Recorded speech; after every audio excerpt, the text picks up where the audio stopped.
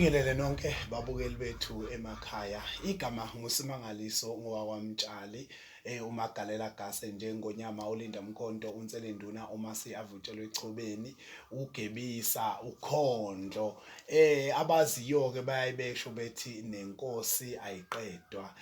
Namhlanje ke sinesihambeli sethu esisivakashele namhlanje ohlelweni lethu elibizwa ngokuthi Zikhiphani Emtshezi. Isihambeli sethu engisaziyo ke esaziwa yimina kakhulu, kodwa ke naso sizozichaza ukuthi ungubani wakwabani since kuyinyanga ke abantu besifazane, ekufanele khona ukuthi bonke abantu besilisa bekwazi ukunakekela bonke abantu besifazane, onomzali anakekele umzali, onosisi anakekele usisi, wakhe othandiweyo wakhe enze sure ukuthi uyamnakekela ngendlela emfanele ukuze bezozizwa bebalekile ngoba phela inzala bantu le imbokodo ekhona.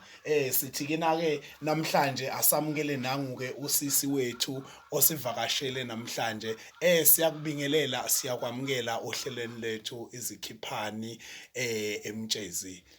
Ngiyabonga bhuti Simanga ithuba. Ngibingelele kona wonke umuntu obukelayo. Okhulumayo uAnele Dladla waseSikhothi eWembesi ka-D-section. Ngineminyaka ewu-20. Awu madoda. Siyabonga ke, siyakwamukela. Siyabona ukuthi einkundleni zokuxhumana iyaphithiza. Sifisa nje ukwazi ukuthi zikhiphani ngawe Emtshezi. Yini obhizi ngayo nje le eyenza ukuthi mhlambe emphakathini ugcine soba umuntu owaziwayo noma onakekayo? Okay. Cishe ngakhohlwa. Happy Women's Month kuwona wonke umuntu wesifazane. Mina ke Emtshezi ngumuntu onakekayo ngokuthi ngijoyine i-acting classes, so sakhipha upart 1 wezelamani ngoSinenhlanhla kwezelamani iSlay Queen. So nginakeka ngaleyo ndlela ukuthi sebengithatha njenge-actor. Slay Queen. Okay, kushuthi ke Slay Queen ay yazi yona leya movie yenu leyani eish. Angazi ukuthi ngingathini, ngibone ngendlela egijime ngayo lapha ne-YouTube uyagijima futhi nje since ngaposta naleya scene yakho la odilika khona emotweni uyiSlay Queen. Manje awungitshele nje ukuba yi-actor nje uqale nini ukuzibona ukuthi kahle kahle lento yoku-actor uyayithanda? Okay, lento yoku-actor ngiziqale ngokuzibona. Kahle kahle yonke into uyibona umncane, kuyenzeka abanye bezibone sebekhulile, but mina ngithande kade ngisesikoleni e-primary. Kuyinto yokuthi mhlawumbe uku-actor siyakwenza emaklasini kanje kube sekuphela mhlawumbe la ko grade 9 ke sesise high school, because into bese sifocus ukuthi mhlawumbe sigide koma creative arts kanje, sigide sidanse kuphela. Njengoba ke sengiphinde ngathola ithuba ngathi angisaliyeki lokuthi ngingenele i-acting classes njengoba vele bengihleli ngathi angisaliyeki, ngalibamba ngezandla zombili njengoba ngila. Yazi into engiqaphelile masiqala nje ngisaposta i-trailer yenu yezelamani, abantu abebekhomenta bebethi ni-actor ngathi abantu abadala, like ngathi kade naqala uku-actor, cause nami as i-producer yenu nami ningimangazile. Yes, ngiyazi ukuthi beniphansi kwe-acting class, but indlela enisebenze ngawo laphana kwamina engimangazile ukuthi wow, abantu engibatraine nje manje kodwa indlela abaperforma ngayo baperforma like ngathi abantu abadala akade baphusha nje. Uzizwa unjani nje ngaloko, like nokuzizwa nje usuyi-actor nokuthi abantu behambe benincoma ngapha nangapha endaweni yaseMtshezi, uzizwa unjani? Ngizizwe ngijabulile kakhulu. Abantu bengasincoma ukusincoma, siyakujabulela lokho, but nathi siyazincoma futhi. Uma nakazincoma-ke uleader wethu okuyena umuntu usithathe wasibeka kuyatrainwa lapha eklasini, siyafunda lapha eklasini, okukhathi baningi lapha eklasini, ingakho yonke into esiyenzile sayenza yaphuma ya number 1. nayenzisisa. Hayi manje awusho-ke since-ke waqala nje ukuthanda i-acting, ubani umuntu bokuthi mawumbona like kwi-acting mhlambe umbuka on screen ukuthi wow yazi usibani bani uyangichaza ngelinye ilanga ngiyazifisa ukuzibona ngifana naye noma ngibuka ku-TV mhlambe nami ngidume njengaye, ubani waye role model yakho? I-role model yami kahle kahle uMahlomu, but umuntu ongichazayo mangabe e-actor unikiwe wakwenikiwe Ulungelo Mpangase. Yebo, Ulungelo Mpangase. Wow. Hayi sakuphakamisa ke lapho Lungelo Mpangase.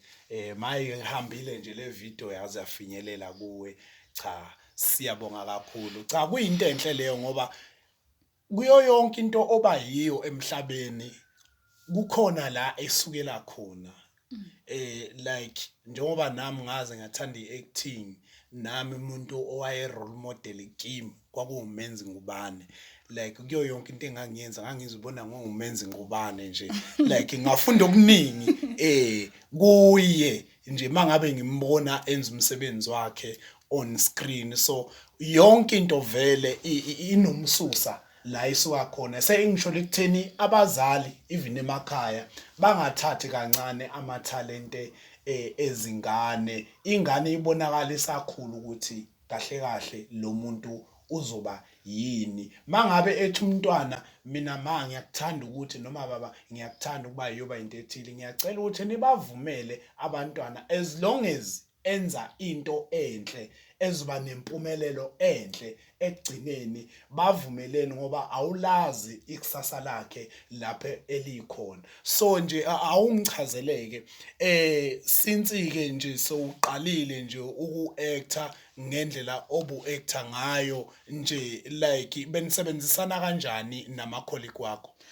Okay, engakusho ukuthi kwabafisayo ukuzongena eklasini eklasini lama-acting classes.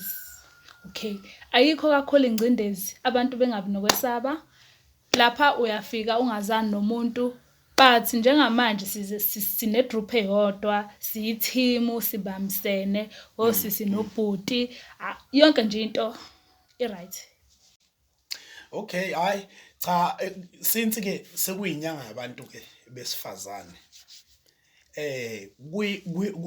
kumasini wonke enwadlalayo ku-part 1 wezelamani ninomzali, isiphi isifundo obonayo ukuthi mhlambe ababukeli mabebuka ifilimu yenu bayasicosha? Yipi le role edlalwa umzali wenu lapha ya kuyiLokhoza kwisini yenu?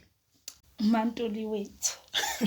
Okay, uma wethu umuntu onothando, umuntu obanakekelayo abantwana bakhe, akasiyena umuntu onemali eningi, but umama ozamayo. Ngiyakhona ukuthi engizamele ngihambe ngesikoleni ngevarsity ngiyofunda, abasele ekhaya endlini kumele badle. So ngasho ukuthi umama ubathanda kakhulu abantwana bakhe nobanakekelayo futhi. Awu siyaphakamisa ke lapho kuwe Mantuli, sithi congratulations kumsebenzi wakho owenzayo.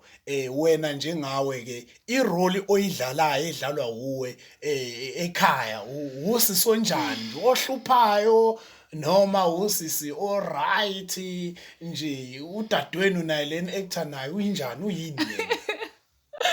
Okay ke mina ngiuSinenhlanhla, iSlay Queen sakwezelamani, kanye nosisi wami uKwanele. NoKwanele naye uhlupho losisi omncane uthumba sekhaya.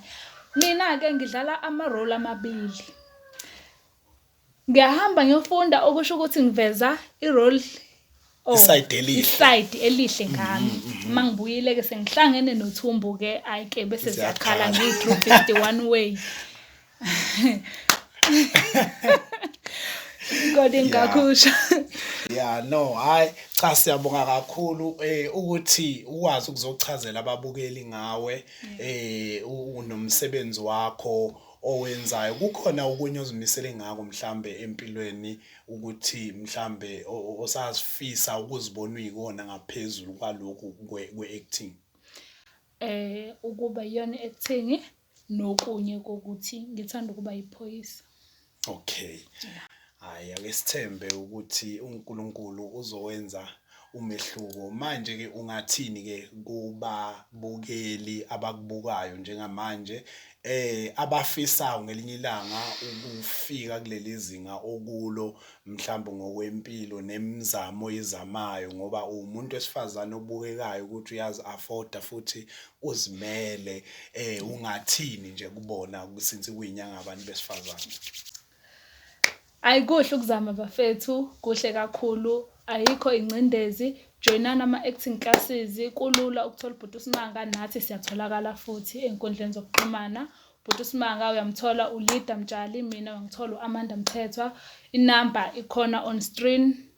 Yes, inamba ikhona on screen. Bese ngithi-ke kulabo mama abazamayo abaqhubeke bezame. Kulabo obaba abathanda omama bakwabo baqhubeke bebathande bebaphathe ngendlela right. No more harm, please guys. Yeah.